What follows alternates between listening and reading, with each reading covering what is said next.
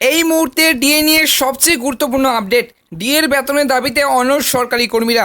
মুখ্যমন্ত্রীর জন্য সাজানো হলো চক্রব্যূহ। প্রতিশ্রুতি দিয়েও এখনও তা পূরণ করেননি মুখ্যমন্ত্রী মমতা বন্দ্যোপাধ্যায়। আর তাই এই রাজ্য সরকারি কর্মীরা তাকে চাপে ফেলতে নয়া চোখ কষলেন।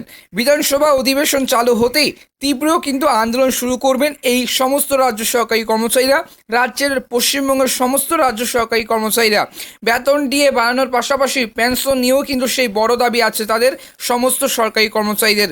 লোকসভা ভোটের পরে এই রাজ্যে অনুষ্ঠিত হয় বেশ কয়েকটি মন্ত্রিসভার বৈঠক, আর এর মধ্যে কিন্তু সেই দ্বিতীয় মন্ত্রিসভার বৈঠক ইতিমধ্যে রাজ্য সরকারি কর্মচারীদের কর্মীদের জন্য সপ্তম বেতন কমিশনের যে সুপারিশ কার্যকর করা নিয়ে বড় সিদ্ধান্ত নেওয়া হয়েছে।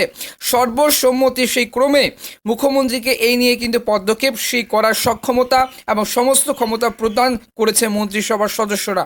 তবে এরপরে এই নিয়ে কিন্তু আরও কোনো পদক্ষেপ করেনি রাজ্য সরকার। এরই মধ্যে বিধানসভা অধিবেশনে শুরু হতে চলেছে, আর তাই মুখ্যমন্ত্রীকে চাপে ফেলতে ছক কষে চক্রব্যূহ সাজালেন কিন্তু রাজ্যের সরকারি কর্মচারীরা।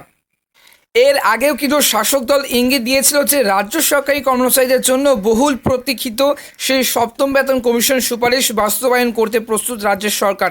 এই আবহে মুখ্যমন্ত্রীর নেতৃত্বে তার ক্ষমতায় অনুষ্ঠিত মন্ত্রিসভার বৈঠকে এই বিষয়টি নিয়েও কিন্তু আলোচনা করা হয়েছিল। মন্ত্রিসভার বৈঠকে সপ্তম বেতন কমিশনের যে সুপারিশগুলি বাস্তবায়নের ক্ষমতা দেওয়া হয়েছিল মুখ্যমন্ত্রীকেও কিন্তু, আর তাই রাজ্য সরকারি কর্মীরা আশায় বুক বেঁধেছিলেন।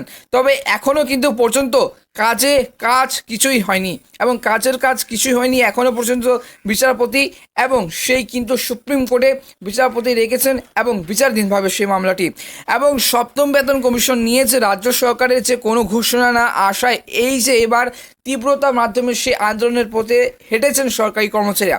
সপ্তম বেতন কমিশন নিয়ে রাজ্য সরকারের কোনো ঘোষণা না আসায় বা ঘোষণা না হয় তীব্র কিন্তু আন্দোলন করেছেন পশ্চিমবঙ্গের সমস্ত রাজ্য সরকারি কর্মচারীরা এবং পথে হেঁটেছেন আন্দোলনের কর্মীরা। ইতিমধ্যে জেলা স্তরে সেই আমলাদের সেই স্মারকলিপি দেওয়া হচ্ছে। রাজ্যের বিভিন্ন মন্ত্রীর কাছেও কিন্তু স্মারকলিপি জমা দিচ্ছেন আন্দোলনকারীরা। আর আগামী 10 থেকে 26 বিধানসভা অধিবেশন চলাকালীন এই রাজ্য সরকারি কর্মীরা তীব্র আন্দোলন কিন্তু চালাবেন বলে জানাচ্ছে। আগামী 10 থেকে 26 বিধানসভা অধিবেশনের সেই চলাকালীন এই রাজ্যের সরকারি কর্মীরা তীব্র কিন্তু আন্দোলন চালাবেন বলে জানা গিয়েছে। রিপোর্ট অনুযায়ী কর্ণাটকের সপ্তম বেতন কমিশন কার্যকর করা এবং পুনরায় ওপিএস চালু করার দাবিতে সরব সেখানকার কর্মীরা। এর আগে রাহুল গান্ধী ওপিএস চালুর সেই প্রতিশ্রুতি দিয়েছিলেন। আবার মুখ্যমন্ত্রী সীতারামাইয়ার সপ্তম বেতন কমিশন চালুর পক্ষে নীতিগত সমর্থন দিয়েছিলেন। তবে কাজের কাজ এখনও পর্যন্ত হয়নি। এই মামলাটি কিন্তু বিচারাধীন রয়েছে সুপ্রিম কোর্টে। তাই সেই রাজ্যের সরকারি কর্মীরা তীব্র আন্দোলনে যে নামতে চলেছেন বলে কিন্তু সেই জানালেন কর্মী সংগঠনের সভাপতি CS সদাশেখরী। এই মুহূর্তে তীব্র আন্দোলনের জন্য এই যে বক্তব্য জানালেন সেই CS সদাখরি এবং সদাশেখরী কর্মী সংগঠনের সভাপতি। আর কদিন কিন্তু আগেই সরকারি কর্মীদের প্রতিনিধি দল গিয়ে কিন্তু দেখা করে রাজ্য সরকারের যে অর্থ দপ্তরের আধিকারিকদের সঙ্গে মুখ্যমন্ত্রীরও সঙ্গে গিয়ে পরে দেখা করেন আসেন সরকারি কর্মীরা। এই আবহে যে রাজ্য সরকারের উপর চাপ সৃষ্টি করা হচ্ছিল সেই বৈঠকে নাকি সরকারি কর্মীদের দাবি মেনে নেওয়ার যে বিষয়ে আশ্বস্ত সেই করেছিলেন মুখ্যমন্ত্রী। বৈঠকে নাকি CM বলেন রাজ্য সরকারি কর্মচারীদের সমস্ত দাবি পূরণ করা হবে এবং কর্মচারীদের যে চিন্তা করতে বারণ করেন তিনি। তবে তারপরও কিন্তু সপ্তম বেতন কমিশন নিয়ে কোনো ঘোষণা করেননি রাজ্য সরকার। উল্লেখযোগ্য 5 লক্ষেরও বেশি কিন্তু সরকারি কর্মচারী এবং লক্ষাধিক অবসরপ্রাপ্ত কর্মচারী এখন চাতক পাখির মতো তাকিয়ে রাজ্য সরকারের দিকে।